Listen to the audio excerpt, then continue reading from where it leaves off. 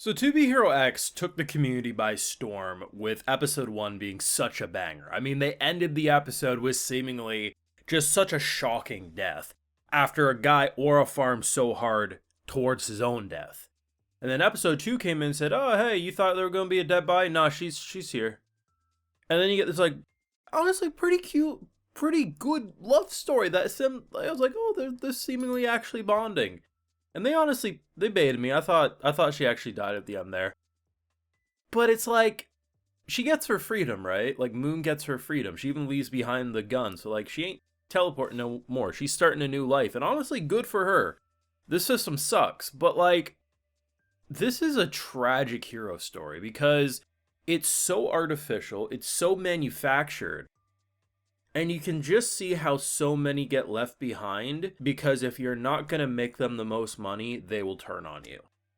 Maybe not necessarily they pull a gun on you, but the fact that you have someone like Nice and his like best friend for a bit and someone who was like his nemesis, his arch rival, made for good storytelling, but when Nice got too popular to have a generic Power Rangers looking villain, that he stopped getting roles. And we can see how that can turn someone to actually become a real villain, right? But the fact that the thing that really ties together the twistedness is they talked about this in episode 1 about how like, you know, the public's perception is like gonna influence how your powers and shit work. But the fact that a girl who wants nothing to do with this, has no love for Nice, fake or the real one, and is like, "Hey, I want to like, she has the ability to teleport, and she can only teleport to Nice. She's just an accessory to Nice."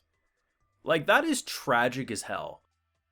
Imagine being a slave to the people just for their entertainment like that. It's such an interesting twist of what you expect on the superhero narrative. And I'm so happy she got freedom, to be honest. As much as I think there was real chemistry brewing between these two, if you stay behind, you're gonna get screwed over and probably die. And I think given the cliffhanger this week, yeah, like Nice's top 10 role is it's not gonna work out well. Of course, we got those full live reactions over on my Patreon. If you want to support my work though, see my full thoughts on these great episodes, it's gonna be over there exclusively. 2B Hero X is definitely one of the best standout shows you can watch this season.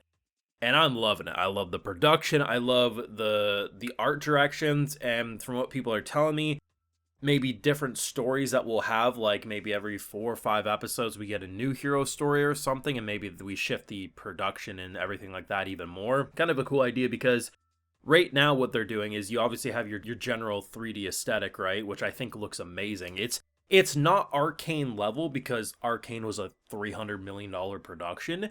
But it's probably the next best thing you could ask for a general TV production. And I mean, China's no stranger to good 3D. They're kind of ahead of the curve in terms of a lot of places, especially if you can compare to Japan, right? But at the end of the day, it's really cool that like once it gets into the, like, you have your general look of the world. And the way I kind of look at it as the 3D characters and the way we see everything, we see it for what it is. It's half the time fake bullshit, but that's how their world is. There's no production value. There's nothing like crazy going on.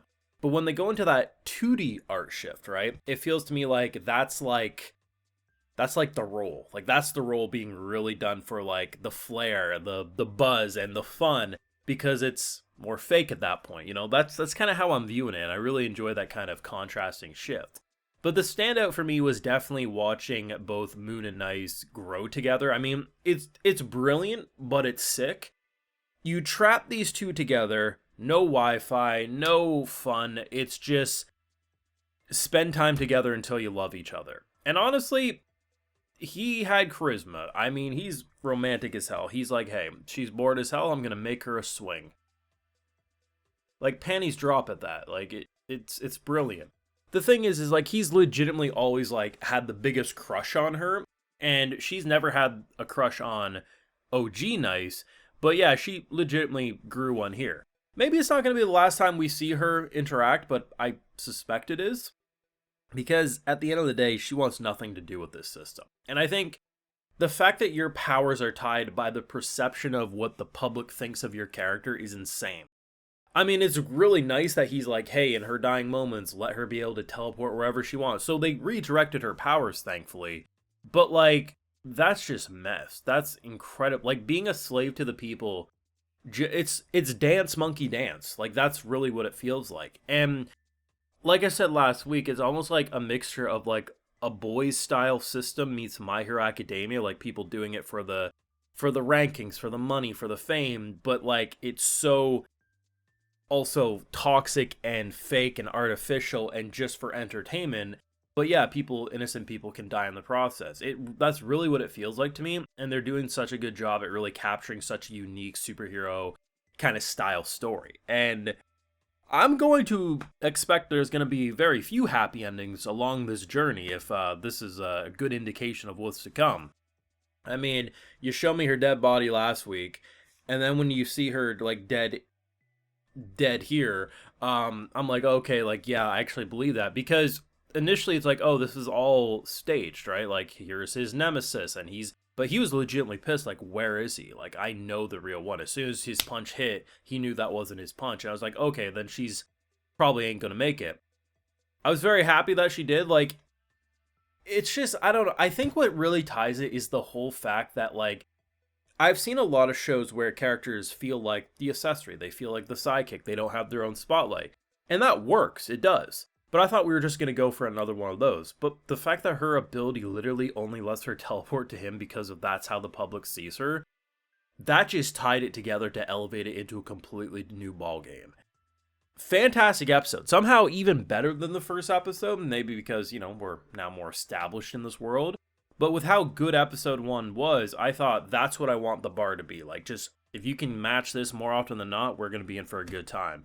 And somehow the bar is now the floor, and this is the new bar. Like, that's insane.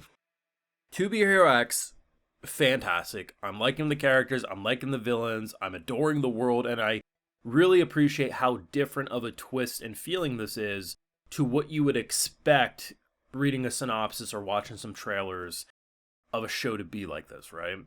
It's great.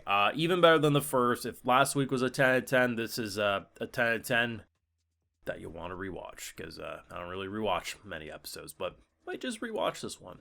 Let me know your thoughts down below. What did you think of episode 2, and what do you want to see going forward with this show now that we're better situated with it? Do let me know. Leave a like if you enjoyed, subscribe if you're new around here, of course ring that bell, and like I mentioned, for live reactions over on Patreon, and hey, while you're over there, I'll also give you a video shout out. Alright, so today we got Tiara's Grace, Torvak, Joseph Shirley, Andrew Lau, Evil Twin 01, Soken the Lurker, Abraham Megichi, Top Cell, Jean-Philippe, and we also have C. So I appreciate the support, everyone. Please take care. You'll have a good one.